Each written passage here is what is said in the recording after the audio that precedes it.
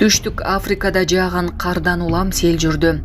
Натыйжада чыгыш Кейп провинциясында суу ташкындары башталып, 49 жаран каза болду. Бул тууралуу чет элдик басылмалар кабарлашты. Чыгыш Кейптин губернатору Лубабалу Аскары Мабуяне пресс-конференцияда бир күн мурун сел мектеп автобусун агызып кеткенин билдирди. Анда 6 окуучу каза болуп, 4-өө дайынсыз экендиги айтылды. Мындан тышкары 3 окуучу куткарылгандыгы маалымдалды. Мабуяне жамгыр жана кардан улам жер көчкү болгонун кошумчалады. Алар көптөгөн автожолдордун жабылышына алып келген. Аба ырайы жолдордо бир нече чакырымга созулган тыгындарды да жараткан.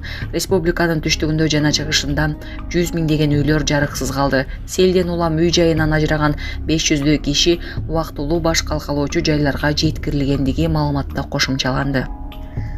Казакстанда балдарды сабап жүргөн тарбиячы кармалды. Шымкентте полиция кызматкерлери менчик бала бакчанын тарбиячысын кармашты. Байкоо камералары аялдын балдарга кол көтөрүп жатканын жазып алганын Тенгерньюз Казакстан жазды. Маалыматка караганда, Айкөрке мектепте чейинки билим берүү мекемесинин тарбиялануучуларынын биринин ата-энеси баланын денесинде көк ала тактарды байкай башташкан. Ошондон кийин алар көзөмөл камераларындагы жазууларды текшерүүнү талап кылышкан. Ата-энелер полицияга кайрылгандан кийин укук коргоо кызматкерлери кылмыш ишин козгоду. Алар шектүүнү камакка алышкан. Шымкенттин акиминин ордун басары Сарсен Куранбек түшүндүргөндөй, аял бала бакча жетекчилигинин буйругу менен жумуштан алынган. Кара Суудагы каналдан адамдын сөөгү табылды. Кечээ 11-июнь күнү Кара Суу районуна караштуу Ач айылындагы каналдан эркек кишинин сөөгү табылды. Бул тууралуу Өздүк булактар кабарлады. Ал эми Ош облустук ички иштер башкармалыгынын басма сөз кызматы бул фактыны тастыктап, Ач айылындагы каналдан 35-40 жаштар чамасындагы Азия түспөлүндөгү эркек кишинин сөөгү табылганын билдирди. Бул факты Кара Суу РИПте катталып, иликтөө иштери жүрүп жатат деп айтылат маалыматта. Ассаламу алейкум, урматтуу кыргыз элим. Мен Кубанычбек кызы Кымбат. Мындан алдында сиздерден жардам сурап кайрылган элем. Улум Мухаммад азыркы учурда 4 жашта. Мындан 3 жыл мурун жол кырсыгынан улам башынан оор жарат алып, баса албай калган.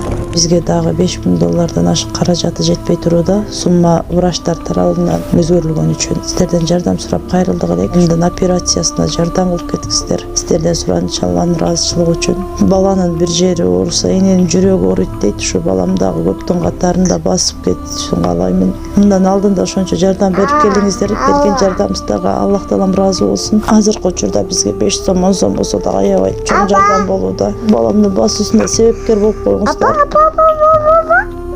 Жардамга колун сунам деген мусулман бир туугандар реквизит номерлер Мбанк Кымбат К деп чыгат. 3197 аягы. Ошол эле номерде деньги бар, баланс кылып салам дегендерге. Россия өлкөсүнөн котором дегендерге Сбербанк бар. Самаган деп чыгат. 0600. Өзүмдүн энем азыркы учурда Россия өлкөсүндө мигрант болуп иштеп жүрүүдө. Жардамыңыздардан Аллах таала ыраазы болсун. Буга чейинки жардамдарыңызды дагы алып жатабыз. Орусия Өзбекстандын мигранттар боюнча кайрылуусуна жооп берди. Орусия Өзбекстан элчилигинин мигранттарга орой мамиле жасалганына байланыштуу жиберген нотасы боюнча маалыматты кылдатык менен карап жатат. Бул тууралуу Орусиянын Тышкы иштер министрлигинин расмий өкүлү Мария Захарова билдиргенин жергиликтүү басылмалар жазышты. Бизде укук коргоо органдары жана башка кызматтар аркылуу түз байланыш каналдары бар. Шериктештер ортосундагы адаттагыдай эле сүйлөшүү ачык болуп, мындай жагдайлар кылдаттык менен каралат. Өзбек тараптын жогоруда аталган өтүнүчү компетенттүү органдарга жеткирилет. Алынган объективдүү маалымат белгиленген тартипте өнөктөштөргө берилет. Захарова ошондой эле Орусия менен Өзбекстандын күчтүү союздаштык жана ар тараптуу стратегиялык өнөктөштүк мамилелери бар экенин белгилеп, мындай учурларда эки тараптуу мамилелердин бардык жагдайлары карала тургандыгын билдирди. Белгилей кетсек, күн мурун Орусияда мыйзамсыз миграцияга байланыштуу рейд учурундагы орус күч түзүмдөрүнүн мигранттарга жасаган орой мамилесине Өзбекстан тарап тынчсыздануусун билдирген. Мындан тышкары мигранттардын укугу бузулгандыгы боюнча нота жөнөтүштү. Жалал-Абадда Шылуун риэлтор аялдар жасалма документи менен бир нече кишинин үйүн ээлеп, өздөрүн психдиспансерге жөнөтүп турушкан.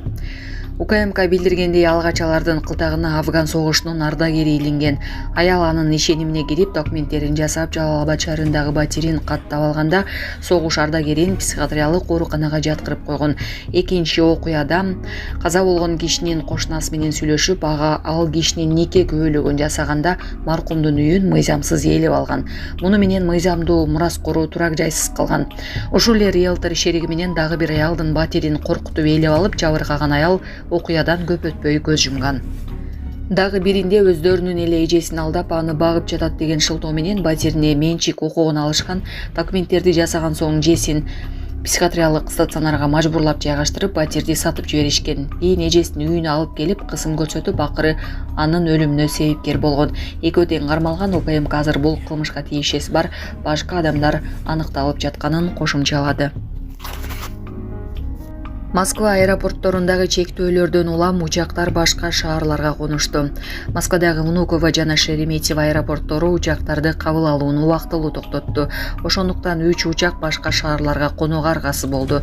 Бул тууралуу жет элдик басылмалар жазышты. Маалыматка ылайык, Туркиянын Даламан шаарынан учкан учак Санкт-Петербургга конгон.